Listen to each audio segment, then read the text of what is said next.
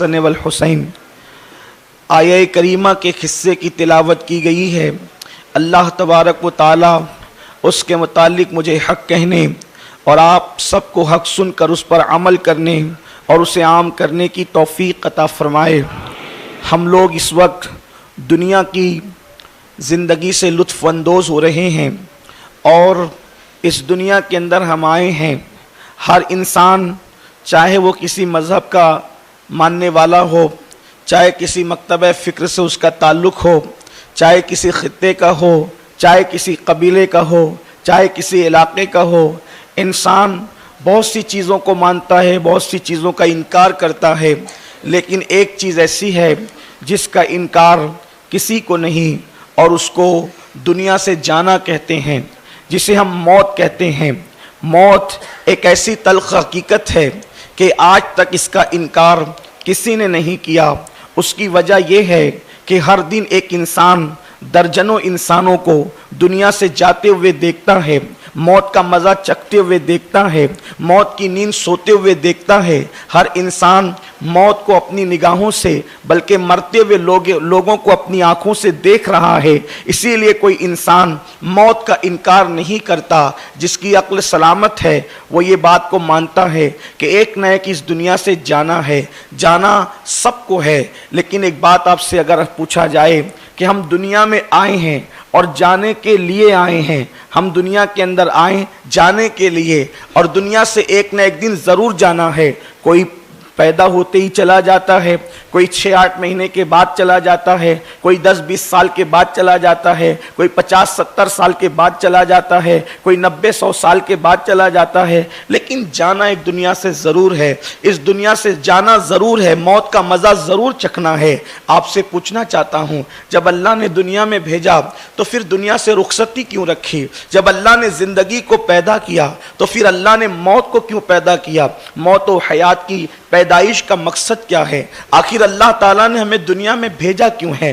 ہم اس دنیا میں کیوں آئے ہیں؟ اس فانی دنیا کے اندر آنے کا مقصد کیا ہے؟ اور پھر لوٹ کر جانا بھی ہے۔ اسی لیے جب کوئی مرتا ہے تو ہم لوگ پڑھتے ہیں انا للہ و انا الیہ راجعون، کہ ہم اللہ کے لیے ہیں اور اسی کی طرف ہمیں لوٹ کر کے جانا ہے۔ آپ اندازہ فرمائیں کہ زندگی اور موت کے درمیان کیا چیز ہے اور ہمیں کیوں پیدا کیا گیا ہے؟ تو قرآن مقدس اس مقصد کو بہت واضح لفظوں میں بیان کرتا ہے کہ زندگی اور موت کی پیدائش کا مقصد کیا ہے۔ قرآن کہتا ہے الذی خلق الموت والحیات لیبلوکم ایکم احسن عملا، کہ ہم نے موت اور زندگی کو اس لیے پیدا کیا تاکہ ہم تمہارا امتحان لیں، تاکہ ہم تمہیں آزمائیں۔ کیا آزمائیں؟ کون تھوڑی سی زندگی کو پا کر اچھا عمل کرتا ہے۔ اس دنیا کے اندر آنے کا مقصد صرف اور صرف اچھا عمل ہے۔ اس دنیا کے اندر اچھا عمل کرنے کے لیے آئے ہیں۔ آپ سے میں پوچھنا چاہتا ہوں، اس سے پتہ چلا کہ انسان اس دنیا کے اندر امتحان گاہ میں ہے۔ یہ دنیا کھیل کود کی جگہ نہیں، یہ دنیا ناچ گانوں کی جگہ نہیں، یہ دنیا عیش مستی کی جگہ نہیں، یہ دنیا ہمیشہ رہنے کی جگہ نہیں، بلکہ اس دنیا کے اندر گویا کہ ہم ایک امتحان ہال کے اندر بھیجے گئے ہیں۔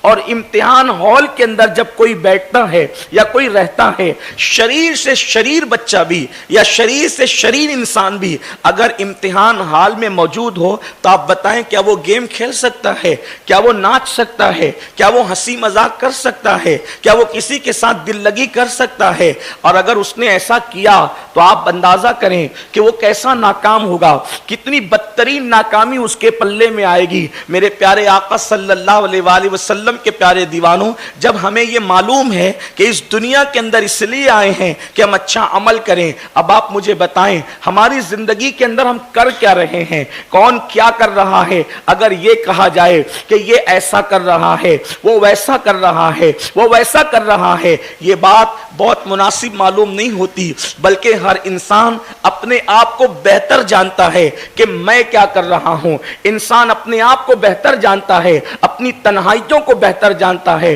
انسان اپنے آپ کو بہتر جانتا ہے, انسان اپنی راتوں کو بہتر جانتا ہے, انسان اپنے دن کو بہتر جانتا ہے کہ وہ کر کیا رہا ہے. اللہ اکبر.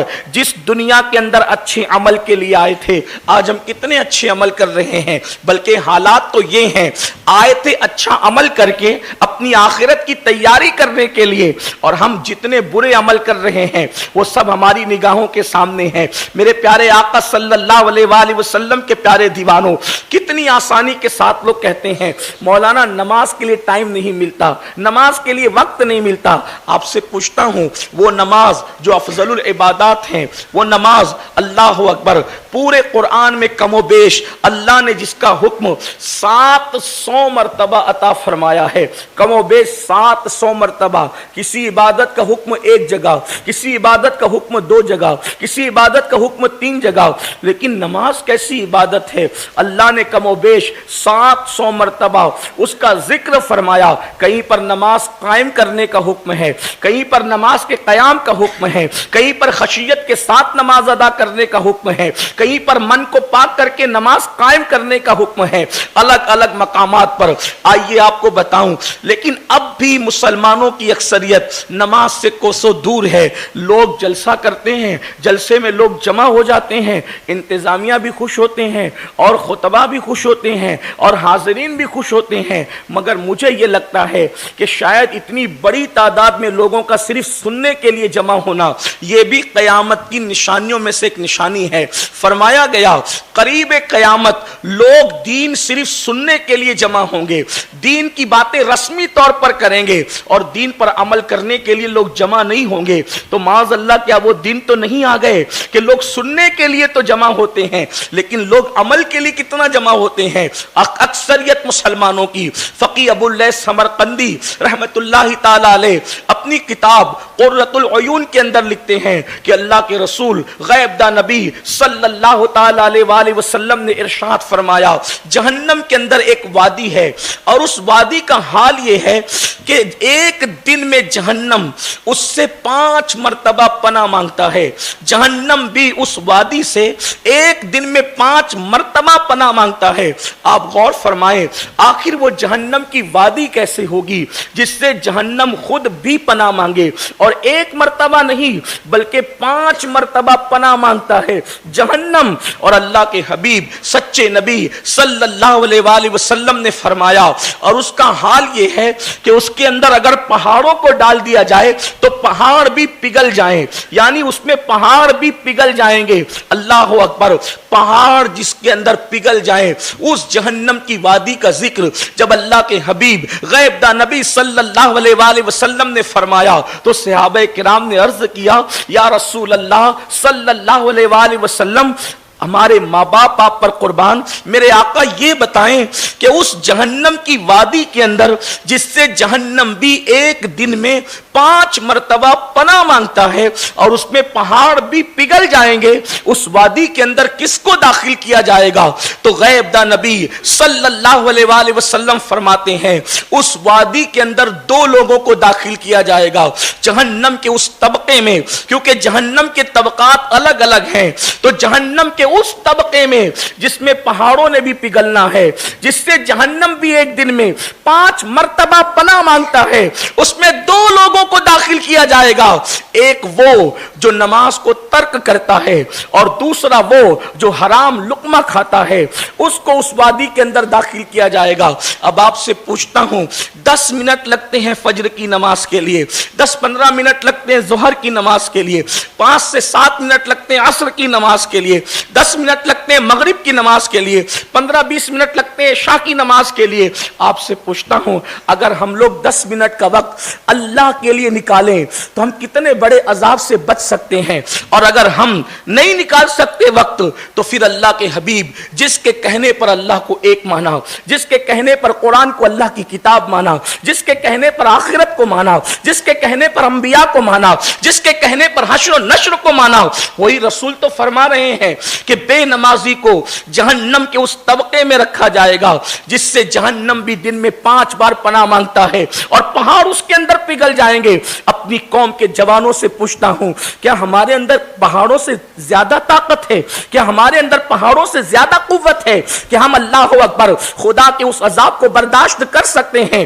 نہیں نہیں میرے پیارے آقا صلی اللہ علیہ وآلہ وسلم کے پیارے دیوانوں، جہاں پر پتا پانی ہو رہا ہوگا، جہاں پر اللہ اکبر، بلکہ میں تو یہ کہتا ہوں اگر اللہ صرف ہمیں گرم پانی کے عذاب سے بھی ڈراتا تو بھی انسان کو نیک عمل کرنے کی ضرورت تھی، اس لیے کہ اپنے گھر کے چولہے پر ہم پانی گرم کرتے ہیں اور پانی زیادہ گرم ہو جائے تو ہم اس کی گرمی کو برداشت نہیں کر سکتے۔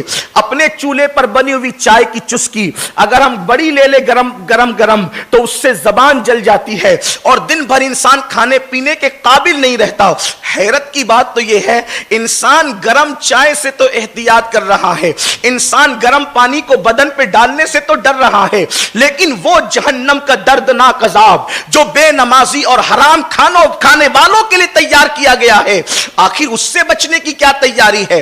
اس سے بچنے کے لیے کیا اہتمام ہے؟ اللہ اکبر، کس قدر نادانی ہے۔ یاد رکھنا اللہ رب العزت کا عذاب دنیا کی کوئی طاقت برداشت نہیں کر سکتی۔ میرے پیارے آقا علیہ السلام کے پیارے دیوانوں، اور حال یہ لوگوں کا، لوگ کہتے ہیں ارے مولانا اللہ کریم ہے، وہ اپنے بندوں کو بخش دے گا، وہ بڑا مہربان ہے، وہ اپنے بندوں کو بخش دے گا۔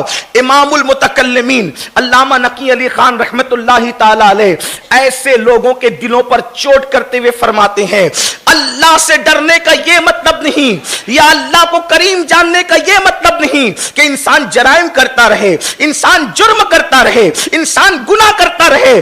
آپ لکھتے ہیں بڑا خوبصورت جملہ، فرماتے ہیں اللہ کو کریم جان کر گناہ کرنے والے، اللہ کو کریم جان کر گناہ کرنے والے خدا کو قادر جان کر تو زہر کیوں نہیں کھاتا؟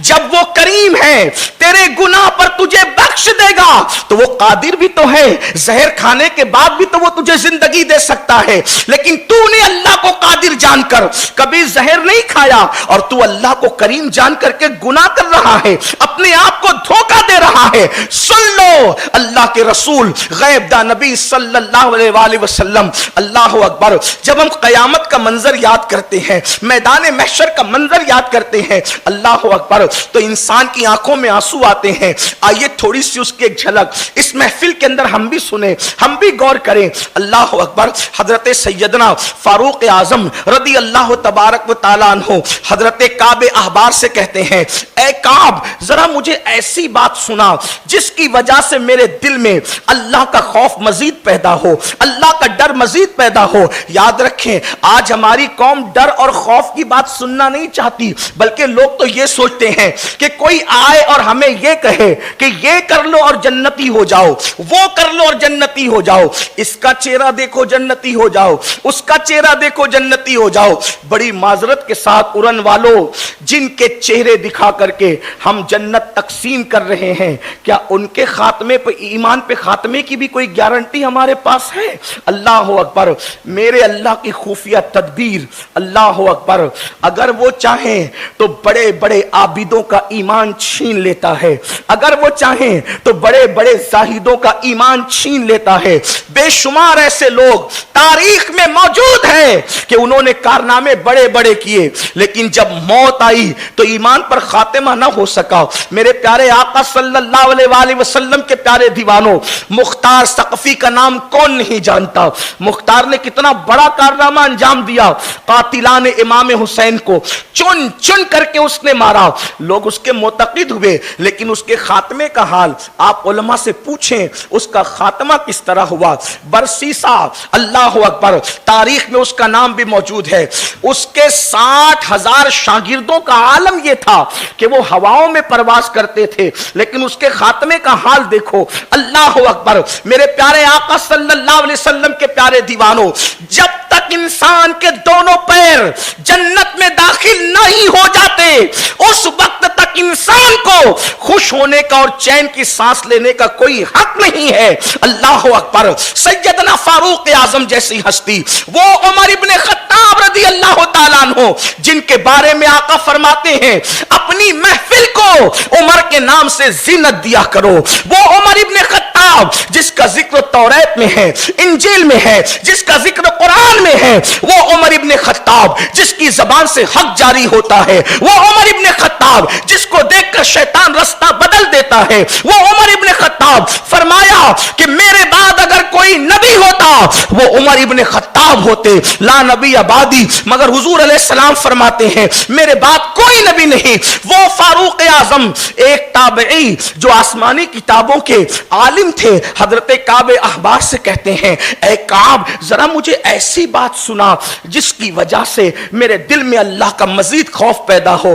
حالانکہ وہ کتنا اللہ سے ڈرتے تھے، اللہ کی خشیت سے روتے ہوئے ان کے چہرے پر آنسوؤں کے نشان پڑ گئے تھے.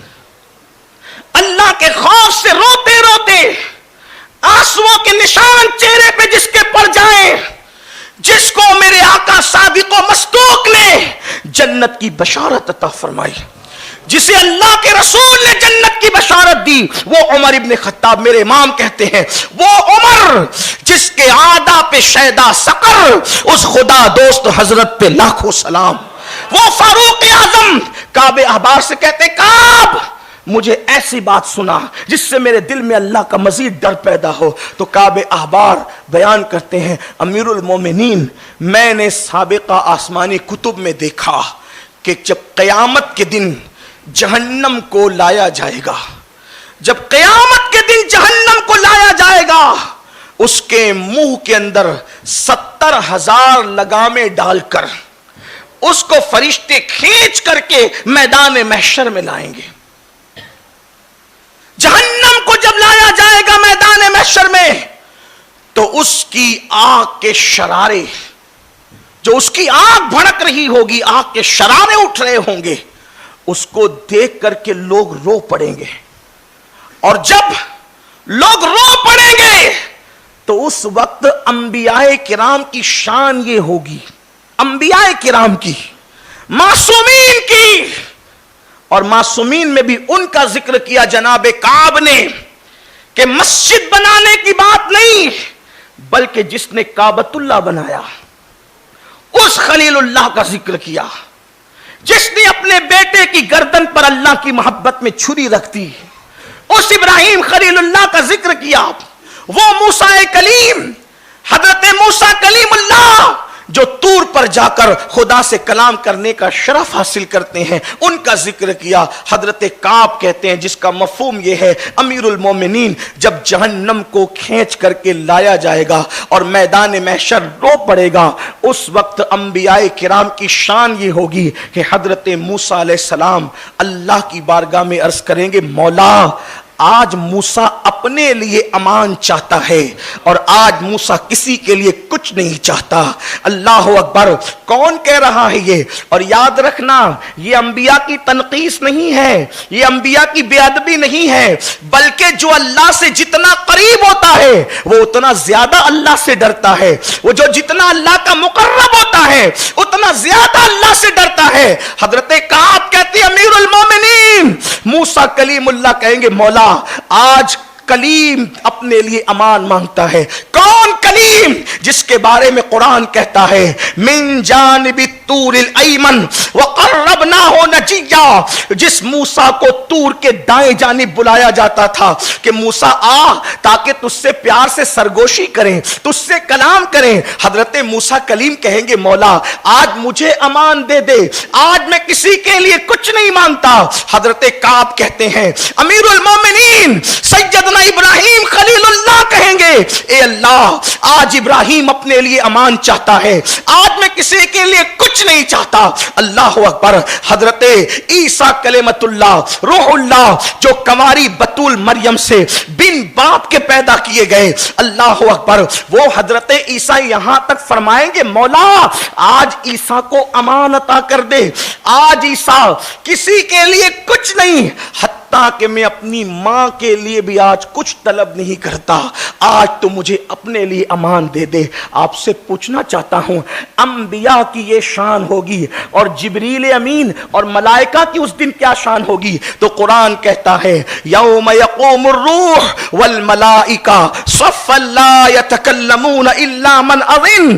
قرآن کہتا ہے اس دن جبریل امین اور ان کے ساتھ سارے ملائکہ صف بصف اللہ کی ہیبت سے کانپ رہے ہوں گے، اور کسی میں کلام کرنے کی جرات نہیں ہوگی، کوئی کلام نہیں کر سکے گا الا من اذن، مگر وہ جس کو اللہ نے اجازت دی ہے۔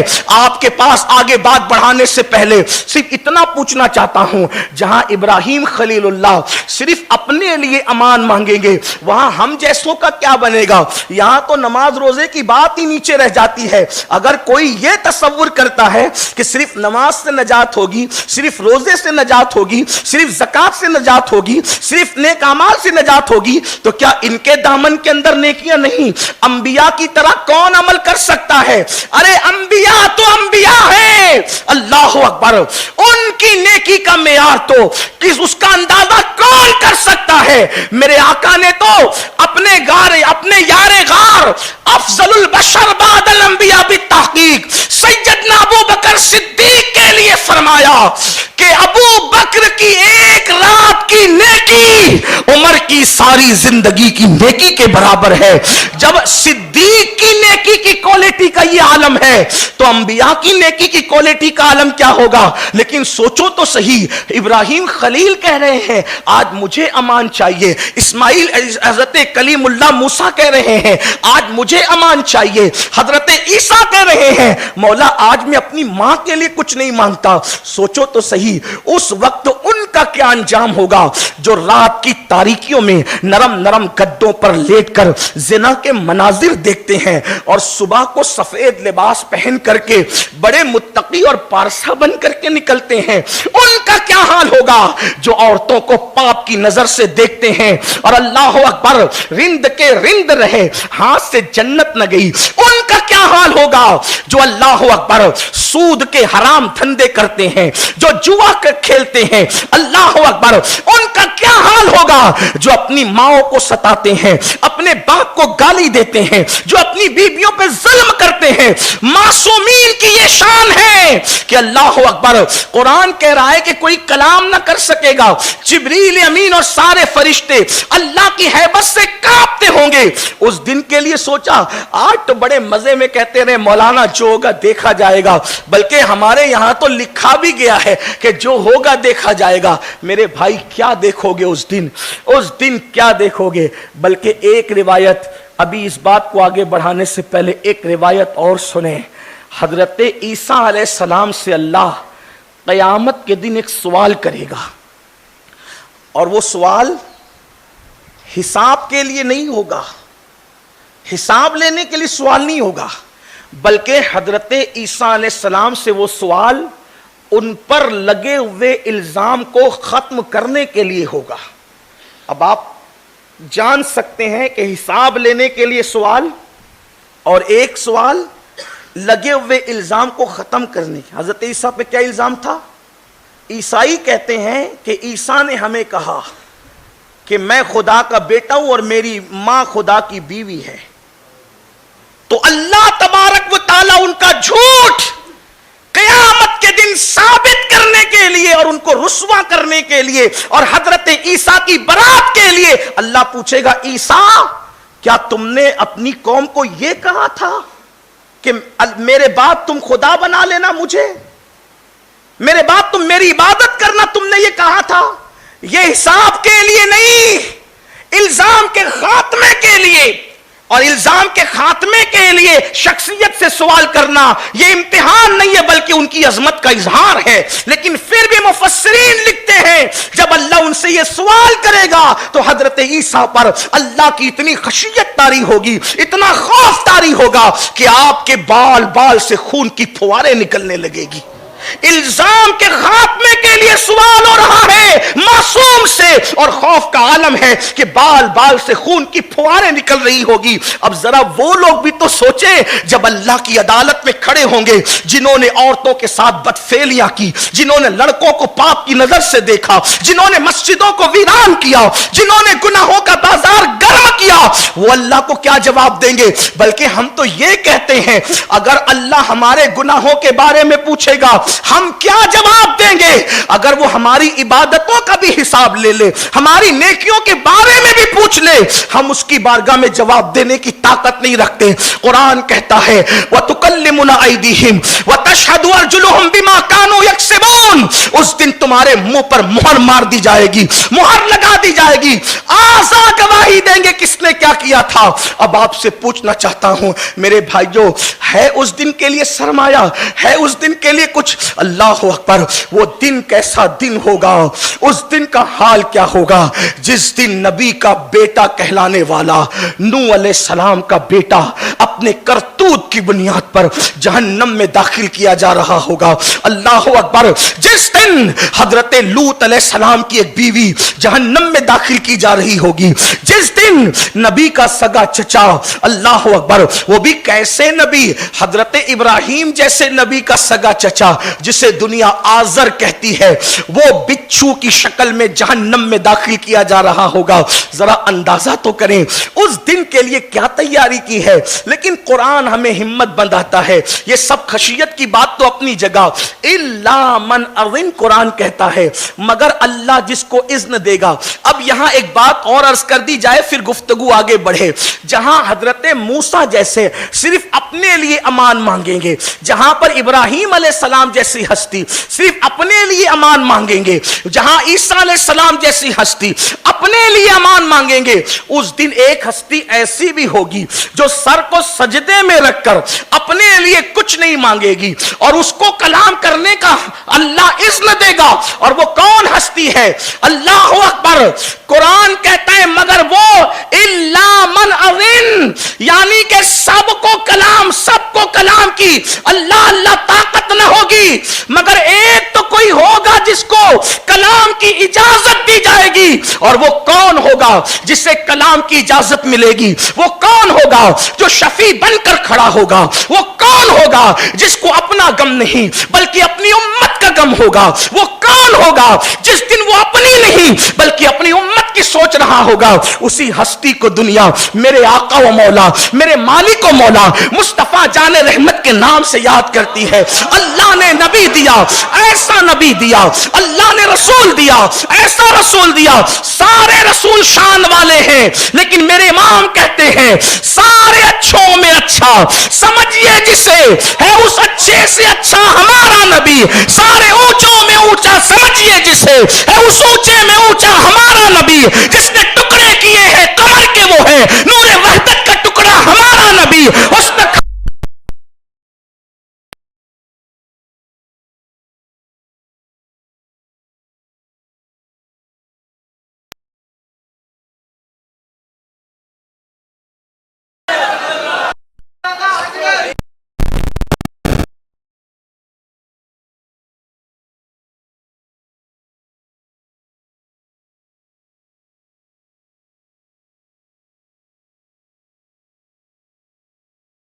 पर एक जात ऐसी होगी जो अना लहा का तराना गुनगुनाएगा। मेरे इमाम कहते हैं सबने सफे महशर में ललकार दिया हमको, सबने सफे महशर में, सबने सफे महशर में ललकार दिया हमको। ऐ बेकसों के आका अब तेरी दुहाई है। और एक मकाम पर फरमाते हैं उस अते दी है खुदा ने दामने महबूब को, उस अते दी है खुदा ने दामने महबूब को। जुर्म खुलते जाएंगे और वो छुपाते जाएंगे, जुर्म खुलते जाएंगे और वो छुपाते जाएंगे। आप रोते जाएंगे, हमको हंसाते जाएंगे। अल्लाह अकबर, जब मैदान महशर का वो नक्शा देखते हैं तो आंखों में आंसू नहीं रुकते। और जब मैदान महशर में ये नक्शा देखते हैं क्या कि फकत इतना सबब है इनेकादे बज़्म महशर का, फकत इतना سبب ہے انعقاد بزم محشر کا کہ ان کی شان محبوبی دکھائی جانے والی ہے. لوگ کہتے ہیں وہ کیا کر سکتے ہیں. ہم نے کہا کہ دنیا میں وہ کیا کر سکتے ہیں, یہ تو تیری آنکھی پہ پٹی ہے, لیکن وہ کیا نہیں کر سکتے ذرا یہ بھی تو دیکھ. کہا ہم بھی بشر ہیں مولانا اور وہ بھی بشر ہیں. یہاں بڑا خوبصورت جملہ امام المتکلمین نے لکھا, کہا ہم بشر, یا ہم کیا, تو بشر ہے. تو بشر ہے لیکن سراپا شر ہے. تو بشر ہے مگر سراپا شر ہے, اور وہ بشر ہیں, وہ تو سراپا شر, تو بشر ہے اور تو سراپا شر ہے, اور وہ بشر ہیں اور خیر البشر.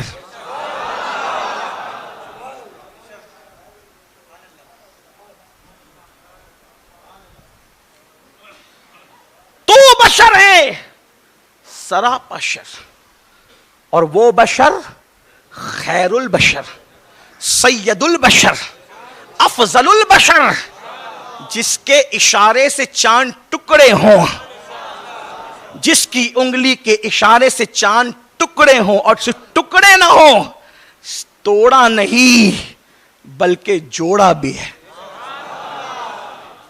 لوگ کو بڑا گھمنڈ ہے کہ ہم چاند پر جا کر آئے. ہم نے کہا ہم نہیں مانتے, یقین نہیں کرتے.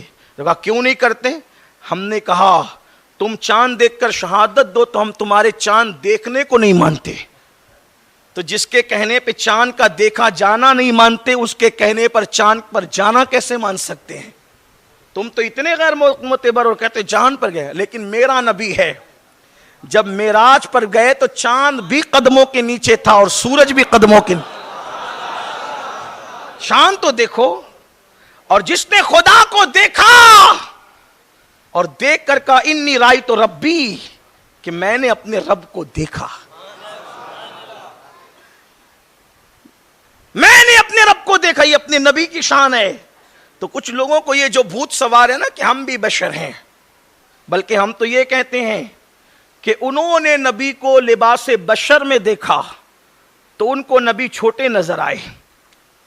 وہ نبی کو لباس بشر میں دیکھ رہے ہیں تو نبی چھوٹا نظر آ رہا ہے, ان کو نبی چھوٹے نظر آ رہے ہیں. لیکن ہم نے جب نبی کو لباس بشر میں دیکھا تو ہمیں بشریت کا مقام پتہ چل گیا کہ اگر اللہ کے نزدیک لباس بشر سے بڑھ کر بھی کوئی لباس ہوتا تو اللہ پاک اپنے محبوب کو اس لباس میں بھیجتا.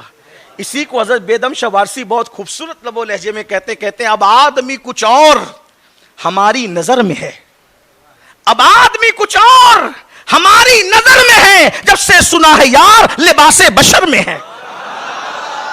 محبوب کو لباس بشر میں دیکھ کر ہمیں پتا چلا کہ مقام بشریت کیا ہے.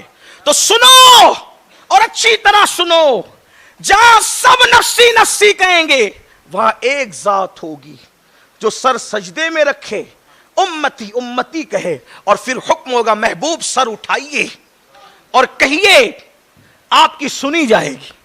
بلکہ آج آپ ہی کی مرضی کے مطابق فیصلہ ہوگا. آپ کہیے وَلَا سَوْفَ يُعْتِيكَ رَبُّكَ فَتَرْضَىٰ کا آج ظہور ہوگا.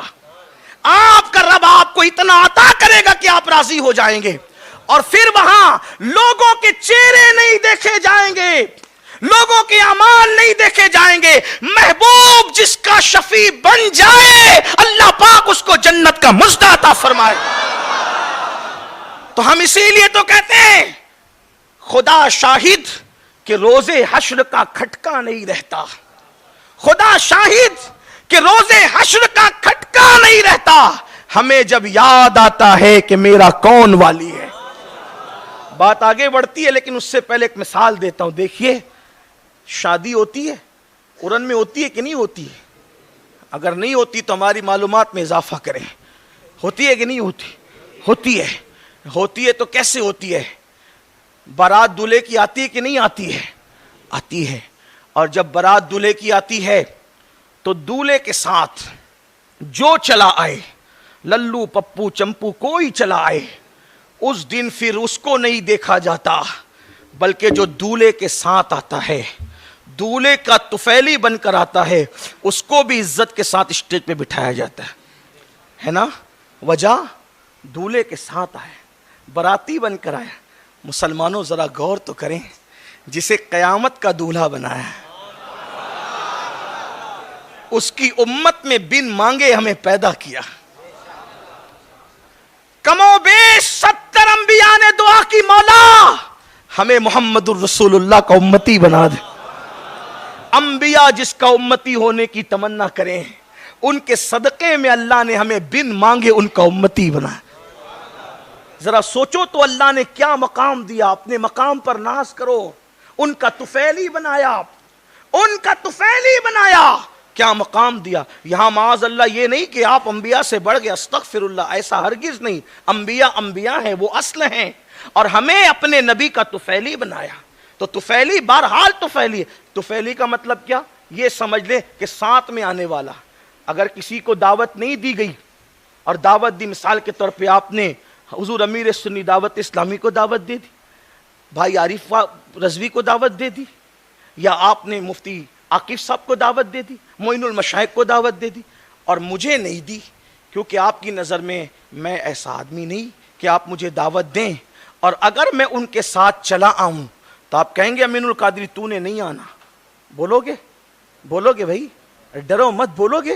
ایسا تو نہیں کرو گے نا، بلکہ آپ سوچو گے یار ہمارا جو مہمان اصل تھا، اگر اس کا طفیلی بن کر امین القادری آتا ہے تو اب امین کو نہیں دیکھا جائے گا، اپنے مہمان کو دیکھا جائے گا۔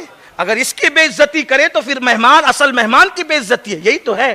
اور آج بھی ہم لوگوں جو ہے وہ کوئی دعوت واوت تو ہمیں تھی نہیں، ہمیں آپ پوچھیں جلسے والوں سے، انہوں نے ہمیں کوئی دعوت نہیں دی، لیکن ہم بھی طفیلی بن کر آئے تو دیکھا جہاں اصلوں کو بٹھایا وہاں طفیلیوں کو بھی بٹھایا۔ یہ تو طفیلی کی بات ہے نا۔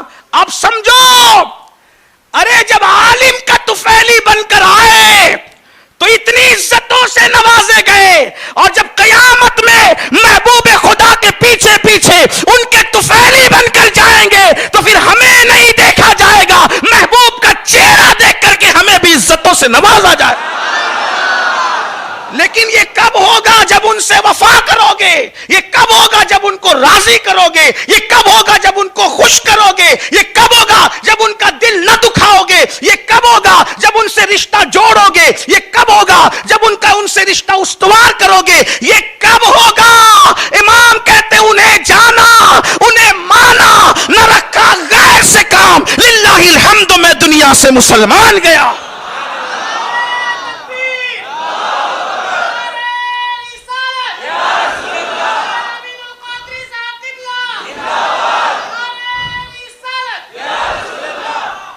اگر جلسے میں میرے نام کا نعرہ نہ لگے تو اچھا ہو، آپ کی محبتوں کا احترام۔ ناظم صاحب نے بڑے جملے کہہ دیے، جب کہہ رہے تھے تو محبتوں سے کہہ رہے تھے، لیکن میرے اوپر گھڑوں گھڑوں پانی گر رہا تھا کہ یا اللہ کہا کیا جا رہا ہے، مجھ جیسا آدمی بھی پیر ہوگا تو پھر کیا ہوا ہے؟ ابھی تو اپنی اوقات سچا مرید بننے کی بھی نہ رہی، ہم کب سے پیر ہو گئے؟ نہیں، بلکہ میں یہ کہتا ہوں اس اللہ والے نے جو جملے کہے مسجد میں اور اتنے لوگوں نے سنا، اللہ ان کے جملوں کو دعا بنا کر میرے حق میں قبول کرے، اور آپ جیسا گمان کرتے ہیں اللہ آپ کے گمان سے بہتر ہمیں بنائے۔ جب ہمارے علماء ہم سے محبت کرتے ہیں تو مجاہد ملت یاد آتے ہیں۔ ایک بار حضور مجاہد ملت کو کسی نے کہا اللہ کا ولی دیکھنا ہے تو ان کو دیکھو، مجاہد ملت رو پڑے اور رو کر کے کہتے ہیں لوگوں گواہی دینا کہ اس نے مجھے ولی کہا ہے، جب قیامت کے دن میرے اعمال کی وجہ سے مجھے جہنم میں ڈالا جائے گا تو میں اللہ سے کہوں گا مولا تیرے بندے جو گمان کرتے تھے اس گمان کی لاج رکھ لے۔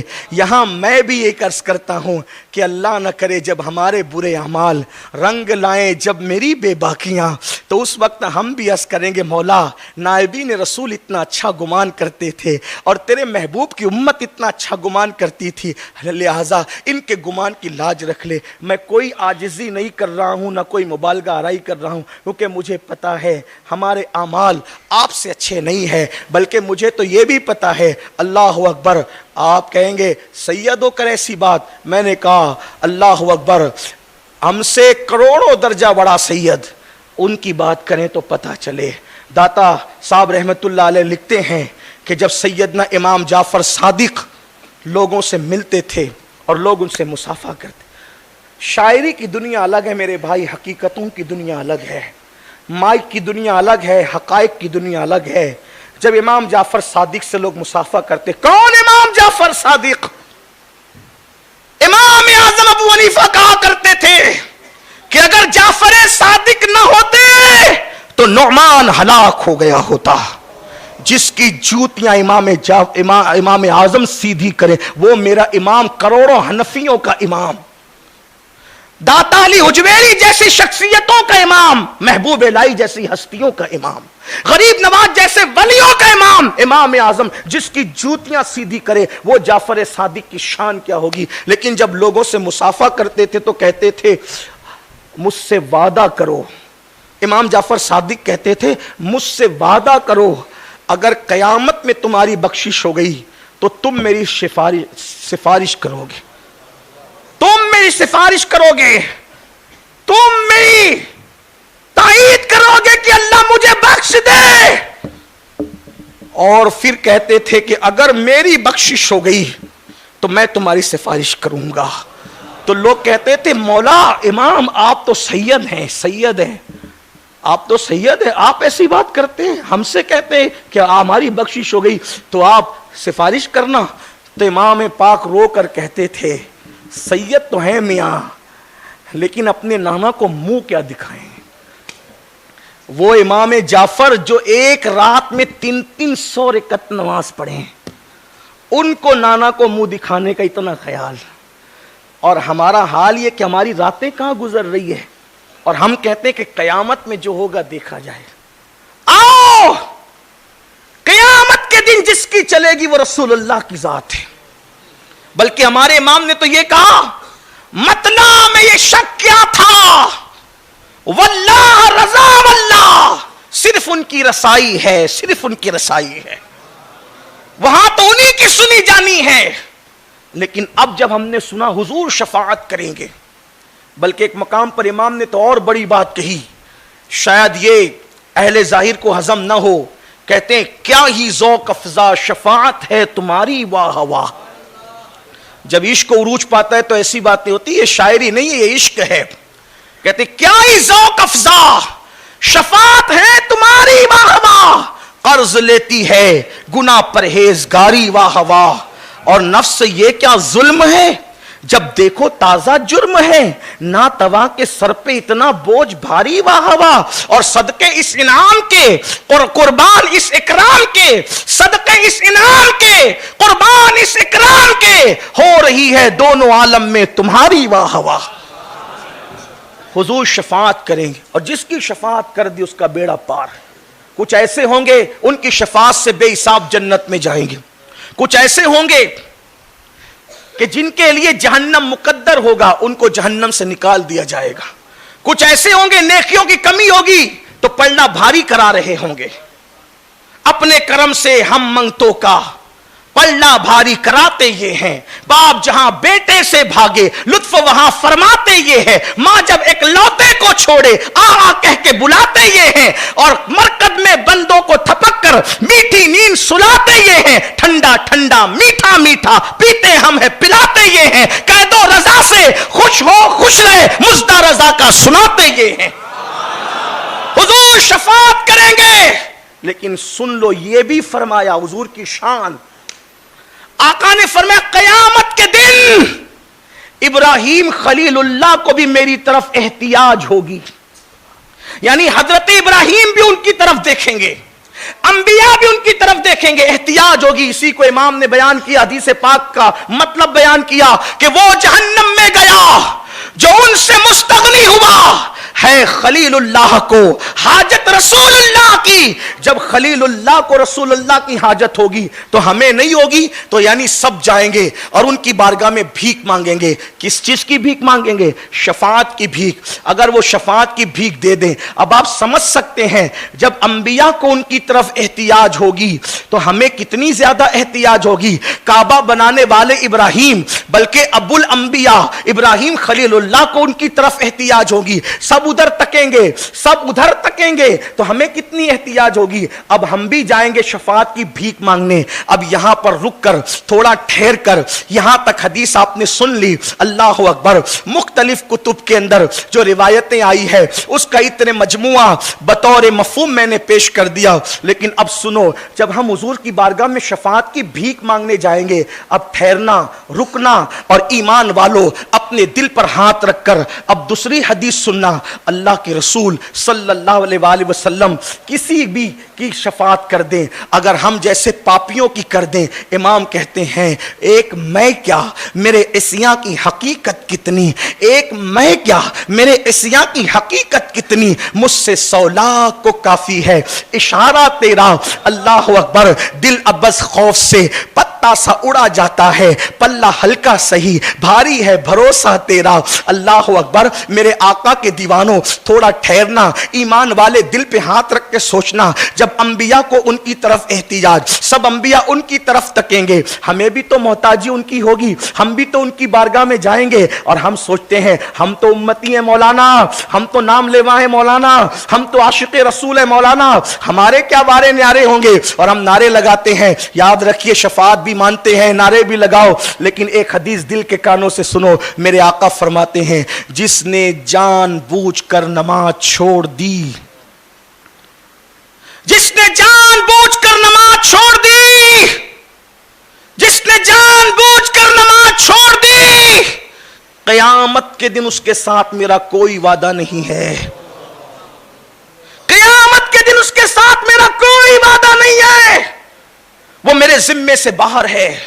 मुझे बताओ, सब उनकी तरफ भीख मांग रहे होंगे उनकी बारगाह में शफाअत की, और वो जिसकी शफाअत कर दे वो बख्शा जाए। अल्लाह ना करे, करोड़ों मर्तबा ना करे, कभी ना करे, किसी दुश्मन को भी अल्लाह वो दिन देखना नसीब ना करे कि शफाअत की भीख मांगने के लिए जाओ और वो ये कहे कि मुंह फेर दें कि क्या तूने मेरा फरमान नहीं सुना था कि जो जानबूझकर नमाज छोड़ दे उसके साथ क़यामत के दिन मेरा कोई वादा नहीं है। उनके करम से तो ऐसा नहीं लगता कि ऐसा होगा, लेकिन उनकी गैरत से डर भी लगता है, उनकी गैरत से खौफ भी लगता है। अब बताओ मुसलमानों, क्या हाल होगा उस दिन। अल्लाह न करे अगर वो मुंह फेर ले, सबने हमें ललकारा तो उनका आसरा था, उनकी तरफ एहतियाज थी, उनसे उम्मीद लगी हुई थी। अगर वो मुंह फेरें तो कहां जाओगे, किसको दुहाई दोगे, किसकी दुहाई दोगे, किसकी बारगाह में दस्तक दोगे, कहां जा करके दामन पसारोगे। आज दोस्तों के लिए टाइम है, आज खेलकूद के लिए टाइम है, आज जुए के लिए टाइम है, गेम के लिए टाइम है, सैरो तफरीह के लिए टाइम है, गुनाहों के लिए टाइम है, मगर रसूलुल्लाह की आंखों की ठंडक के लिए टाइम नहीं है। उस दिन से डरो, उस दिन अल्लाह न करे अगर उनकी गैरत, और उनकी गैरत बड़ी शान वाली है। हजरत जिगर मुरादाबादी ने कहा था कि इस उम्मत आसी से न मुंह फेर खुदाया, नाजुक है बहुत गैरते सुल्तान मदीना। हुजूर की गैरत बहुत नाजुक है। एक घर में, एक महबूब के घर में दीवारों पे पर्दे लटके देखा, मैं नाम नहीं ले लूंगा लेकिन आप तक बात पहुंच जाएगी। एक महबूब के घर में दीवारों पे पर्दे लटके देखा तो मुंह फेर करके चले गए। फरमाया हम दीवारों को कपड़े नहीं पहनाया करते। मुझे बताओ, एक महबूब ने, अल्लाह अकबर, वो भी खातून महबूब ने सोने के कंगन पहने तो मुंह फेर कर चले गए कि हम तुम्हें इस हालत में देखना नहीं चाहते। जब ऐसी ऐसी हल्की हल्की सी बातों पर गैरत रसूल का ये आलम है। एक महबूब ने घर बनाया और ऊंचा बनाया तो मुंह फेरा, सलाम का जवाब नहीं दिया। एक महबूब ने सोने की अंगूठी पहन ली तो मुंह फेरा, सलाम का जवाब न दिया। सोचो, अगर कोई सोने की अंगूठी पहन ले वहां से मुंह फेरा जाता है, कोई दीवार पर पर्दा लगा दे वहां से मुंह फेरा जाता है, कोई खातून वो भी महबूब और सोने के कंगन पहन ले वहां से मुंह फेरा जाता है। बताओ, नमाज तर्क करो, नशे में डूबे रहो, भंग खाते रहो, चरस पीते रहो, औरतों पे पाप की नजर डालते रहो, और फिर सोचते हैं हम कि बाहें फैलाकर कयामत में हमारा इस्तिकबाल होगा। रसूलुल्लाह का कितना दिल दुखा रहे हो। सैयदना फारूक आजम कहते हैं, लोग छोटे और बड़े गुनाह की बात करते हैं, फरमाते मैं तो इतना जानता हूं کہ गुनाह कोई भी करो रसूलुल्लाह के दिल को तकलीफ पहुंचती है। अब मुझे बताओ, ताइफ की वादियों में तो पत्थर बरसा के नबी के जिस्म को छलनी छलनी किया गया। ऐसे आशिक रसूल आज अपने अमाल से रसूलुल्लाह का दिल दुखा रहे हैं, आका के दिल को तकलीफ पहुंचा रहे हैं। कितना दिल दुखाओगे अपने नबी का। मैं जानता हूं किसी मुसलमान की नीयत ये नहीं होती गुनाह करते वक्त कि वो हुजूर का दिल दुखाए, लेकिन हुजूर के दिल पर तो असर पड़ रहा है।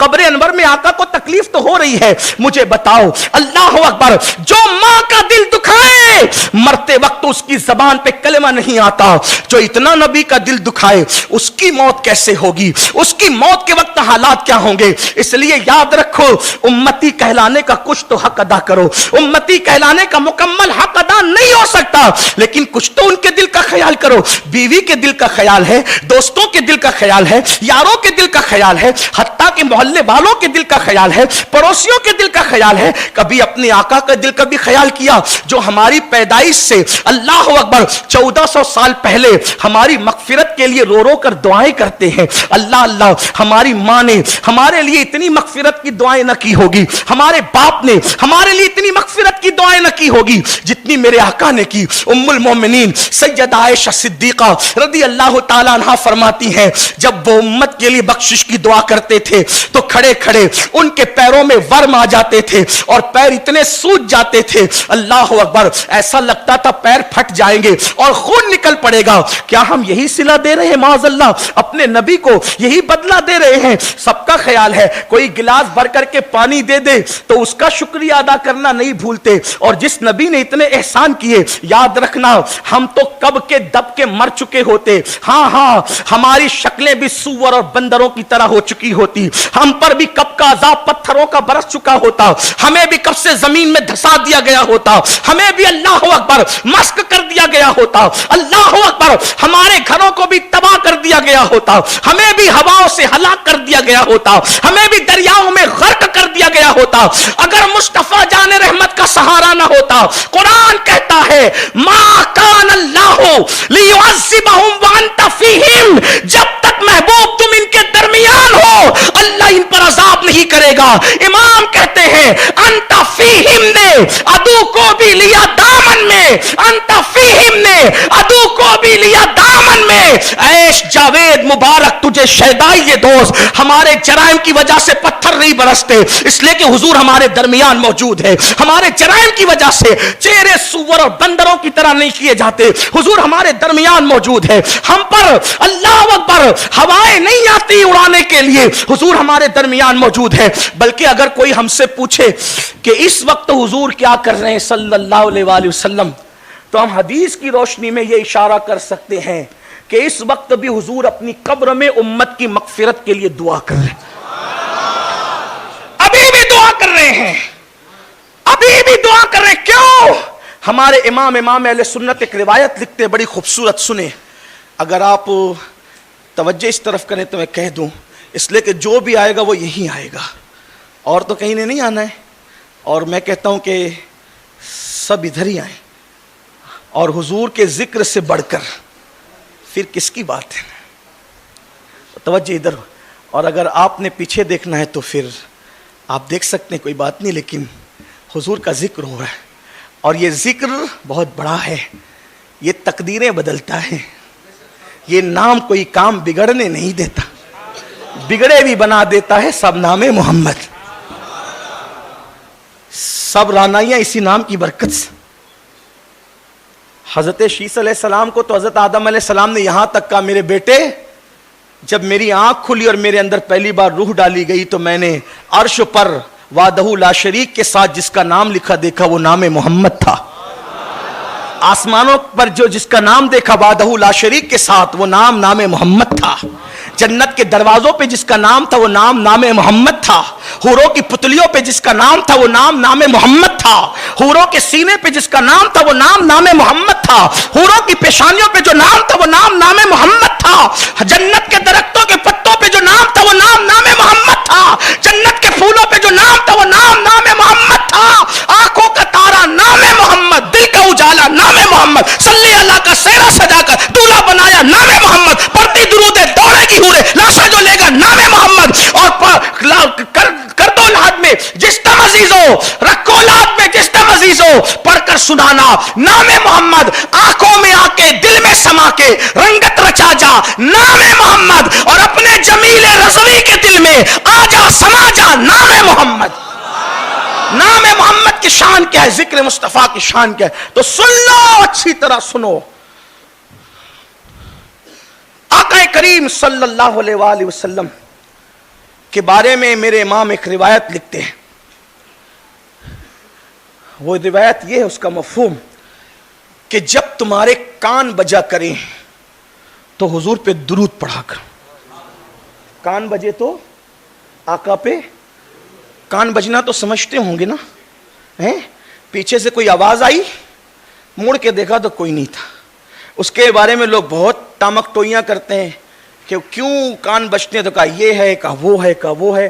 ہمارے عقیدے میں کیا سنیے, ہمارے امام لکھتے ہیں کان بجے تو درود پڑھیں. کیوں پڑھیں؟ کہ اس لیے درود پڑھیں کہ حضور قبر انور میں اب بھی دعا کر رہے, رب حبلی امتی, رب حبلی امتی, رب حبلی امت. ابھی بھی دعا ہو رہی. کیوں ہو رہی ہے؟ جب قبر انور میں رکھا گیا تو بھی لب ہل رہے تھے, رب حبلی امتی. جب اٹھیں گے تو بھی رب حبلی امتی. پیدا ہوئے تو رب حبلی امتی, قبر انور میں رب حبلی امتی, میدان محشر میں رب حبلی امتی, ہر جگہ امتی امتی امتی امتی. تو امام لکھتے ہیں جس کا مفہوم یہ ہے کہ حضور علیہ السلام قبر انور میں اب بھی مصروف دعا ہے, رب حبلی امتی. تو اللہ جب کسی بندے پہ کرم کرنا چاہتا ہے تو وہ جو حضور کی صدائیں اٹھ رہی ہے, وہ آواز کبھی کبھی کسی امتی کے کان سے جا کے ٹکرا جاتی ہے, تو اس کو ایسا لگتا ہے کہ کان بج رہے. کان نہیں بجتے, محبوب کی صدا آئی ہے, محبوب. تو جو رسول اب بھی ہمارے لیے, یہی ان کی دعا کی برکت ہے کہ اتنے, بلکہ جو گناہ قوم لوط میں تھا, جو گناہ قوم عاد میں تھا, جو گناہ قوم سمود میں تھا, جو گناہ قوم ابراہیم میں تھا, یعنی مختلف ادوار میں جو گناہ تھے, سارے گناہ اکٹھا اس قوم میں موجود ہے, لیکن پھر بھی وہ عذاب نہیں آتا. کیوں؟ انت فیہم, آپ موجود ہیں. حضور کی موجودگی نے عذاب سے بچا رکھا ہے, ورنہ کب کا تباہ ہو گئے ہوتے, کب کا برباد ہو گئے ہوتے. مگر ان کے اس احسان کا کوئی خیال ہے؟ کوئی پولیس کے ڈنڈے سے بچا لے تو پوری زندگی اس کے احسان مند ہے, کوئی کیس سے نجات دلا دے تو اس کے احسان مند ہے, کوئی نوکری دلا دے تو اس کے احسان مند ہے. اور جو رسول اللہ کے عذاب سے بچائے ہوئے ہیں, ان کی موجودگی ہمیں ہمارے گناہوں کی سزا ملنے نہیں دیتی. اس رسول کا یہ کہ ان کے گناہ کر کر کے ان کے دل کو تکلیف پہنچائے, ان کو اذیت پہنچائے. سوچو تو صحیح, ایک عاشق کو یہ خیال کرنا چاہیے. حضرت فاروق اعظم کا یہ قول کہ گناہ کوئی ہو, میں تو بس اتنا جانتا ہوں کہ کوئی گناہ کرو, تکلیف حضور علیہ السلام کے دل کو پہنچتی ہے. اب ذرا کوئی اندازہ کرے, عاشق رسول کیا اپنے آقا کے دل کو تکلیف پہنچا سکتا ہے؟ صحابہ کرام کا تو حال یہ تھا, وہ کہتے تھے کاش ہمیں ٹکڑے ٹکڑے کر دیے جائیں, لیکن ہمارے محبوب کے تلووں میں کانٹا بھی نہ چبھے. وہ محبوب کے تلووں میں کانٹا دیکھنا گوارا نہیں کرتے تھے, اور ہم چہرے سے داڑیاں منڈا کر رسول اللہ کے دل کو اذیت پہنچا رہے ہیں. کانوں میں ایئر فون لگا کر جب میوزک اور گانے سنتے ہوں گے تو آقا کے دل پہ کیا گزرتی ہوگی. ہمارے گھر کی بیٹیاں جب دوپٹوں کو مفلر بنا کر محلوں میں گھومتی ہوگی, ہماری بیٹیاں باریک اور پتلے لباس پہن کر اللہ اکبر جب جہنم کے راستے پہ جاتی ہوگی, جب کوئی بیٹی اللہ اکبر فیس بک پر بیٹھ کر کسی کے ساتھ چیٹنگ کرتی ہوگی, اس وقت رسول اللہ کے دل پہ کیا گزرتی ہوگی. سنیو, ہم کسی مر کر مٹی میں مل جانے والے کی امتی نہیں ہے, ہم کسی مردہ کی امتی نہیں ہے, مر کر مٹی میں مل جانے والے کی امتی نہیں ہے.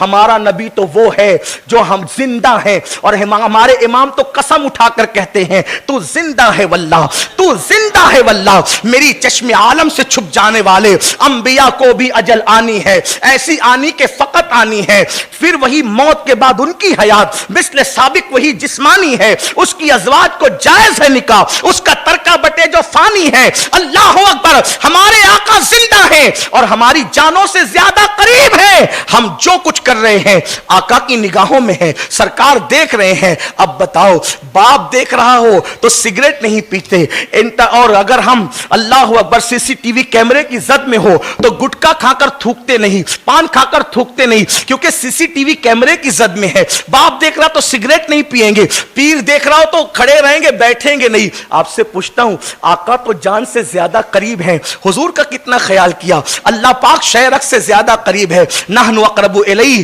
من حبل الورید, اللہ تمہاری شہرک سے زیادہ قریب ہے. اللہ اکبر, جیسا کہ اس کی شان ہے. بتاؤ آقا کا کتنا خیال کیا, اللہ پاک کی غیرت کا کتنا خیال کیا. مگر یاد رکھنا, سب سے بچ کر گناہ کرنے والوں, اگر تنہائی میں گناہ کرو گے تو انجام پھر یاد رکھو. حضرت زید کہتے ہیں کہ میری عادت تھی کہ میں قبرستان جاتا تاکہ اپنی موت کو یاد کروں, موت کا تصور تازہ کرتا. فرماتے ہیں ایک مرتبہ میں قبرستان گیا, جب میں قبرستان پہنچا تو وہاں بیٹھے بیٹھے میری آنکھ لگ گئی. آنکھ لگی تو میں نے کیا دیکھا, اللہ اکبر, مردے اپنی قبروں سے نکلے ہیں, اور نکلنے کے بعد میں نے دیکھا ایک ایسا بھی بندہ ہے کہ آسمان سے ایک لوہے کی آگ کی زنجیر جو ہے اس کے حلق میں ڈالی جاتی ہے, اور وہ زنجیر نیچے اتر کر کے اس کے پاخانے کے مقام سے نکلتی ہے, اور وہ چیختا چلاتا ہے اور کہتا ہے میرا یہ کیوں حشر کیا جا رہا ہے؟ جس کے حلق میں آگ کی زنجیر ڈال کر پاخانے کے مقام سے نکال دی گئی, وہ چیخ کر کہتا ہے آخر میرے ساتھ یہ کیوں کیا جاتا ہے؟ کیا میں نمازی نہیں تھا؟ کیا میں روزے دار نہیں تھا؟ کیا میں نے حج نہیں کیے؟ کیا میں نے عمرہ نہیں کیے؟ کیا میں نے کعبے کی زیارت نہیں کی؟ وہ اپنی نیکیاں گنا رہا تھا. تو غیب سے آواز آئی, تو سب کے سامنے نیکی تو کرتا تھا مگر اکیلے میں جرائم اور گناہ کرتا تھا. یہ جو اکیلے میں گناہ کرے, ہم اس کے گناہوں کی وجہ سے اس کی نیکیوں کو ہباء منصورہ کر دیتے ہیں, بکھرے ہوئے ریت کے ذرات کی طرح کر دیتے ہیں. اب آپ سے پوچھتا ہوں, ہم سب کے سامنے تو سنبھل کر بیٹھتے ہیں, سنبھل کر چلتے ہیں, سنبھل کر بولتے ہیں, لیکن اللہ رسول کا بھی کچھ خیال ہے؟ نہیں, ہرگز نہیں. اگر ایسا نہیں ہے تو قیامت کے منظر کو یاد کرو. حضور کی بارگاہ میں جانا ہے اور آقا علیہ السلام فرماتے ہیں جس نے جان بوجھ کر نماز چھوڑی, قیامت کے دن اس کے ساتھ میرا کوئی وعدہ